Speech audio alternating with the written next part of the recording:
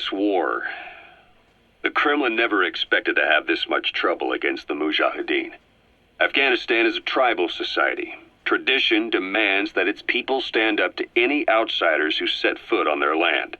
With the honor of their people at stake, they have everything to fight for.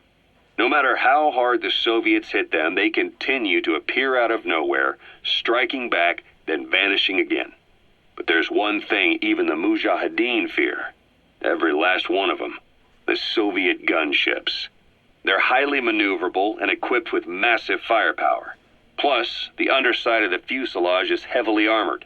The Mujahideen can barely scratch them with their small arms.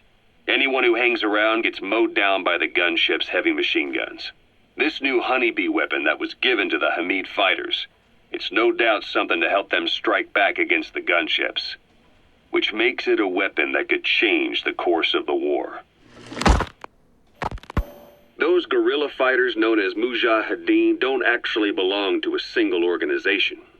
Afghanistan is a multi-ethnic country. You've got the Pashtuns, the Tajiks, Uzbeks, Hazaras, and each of them is split into their own tribes, large and small. Each ethnicity has several rebel organizations that their various tribes gather under. They're united under the banner of jihad, but that doesn't mean they work like a single standing army. Just look at the area around Smasy Fort. A lot of Tajiks used to live there, but they fled after the Soviets started their scorched earth campaign. With the area uninhabited, the Hamid fighters, who are Pashtun, decided to move in. The Hamids are based out of the city of Peshawar. We passed through it on the western edge of Pakistan. The Pashtun people have long lived in Afghanistan and western Pakistan. They used to travel back and forth frequently. Then Britain went and established the border that still stands today. The Hamid fighters get generous support from the Pakistani government. The government wants to use them to secure influence over Afghanistan.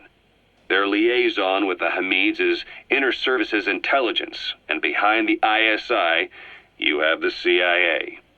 That's probably how the honeybee ended up in the hands of the Hamid men.